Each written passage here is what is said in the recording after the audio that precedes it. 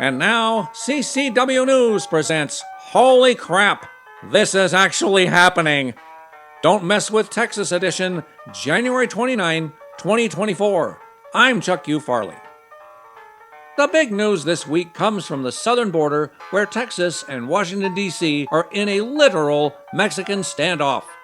Thousands of truckers are on their way to lend support, along with 25 other state governors and their National Guard, to back Greg Abbott in his efforts to ward off an invading army that in the last 30 days has literally surpassed the entire population of Delaware.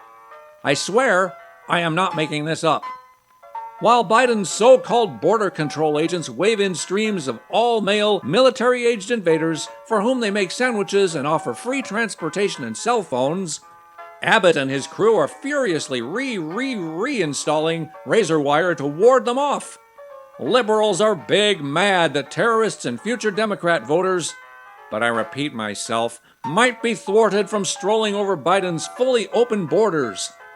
It took a man in a wheelchair to finally stand up to the dementia dictator. God bless Texas. Arizona's GOP chair, Jeff DeWitt, has had to call it quits after leaked audio of him openly trying to bribe Kari Lake into withdrawing from her run for Senate. In it, she basically tells him where he can stick it, and that's exactly what Jeff DeWitless has had to do. From air conditioning to farting cows, the elites at the World Economic Forum want us plebes to give up everything for them, and now they're coming after our morning cup of joe. While surreptitiously sipping from a cup of unknown contents, the WEF speaker, with a straight face, which is quite literally the only straight thing about him, said that coffee leads to environmental destruction. Seriously, I am not making this up.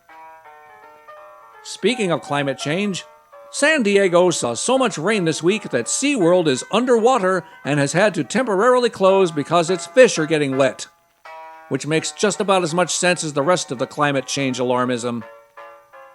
On Tuesday, a federal court found that Canada's blackface dictator's invocation of the Emergencies Act in response to the Freedom Convoy protests 2 years ago, quote, was not justified in relation to the relevant factual and legal constraints that were required to be taken into consideration and led to infringement of Canada's Charter of Rights and Freedoms.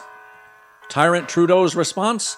The typical entitled dictator's grin that he learned from his real daddy. Now that Senator Fetterman's brain is starting to heal, he's being accused of being a Republican for thinking straight.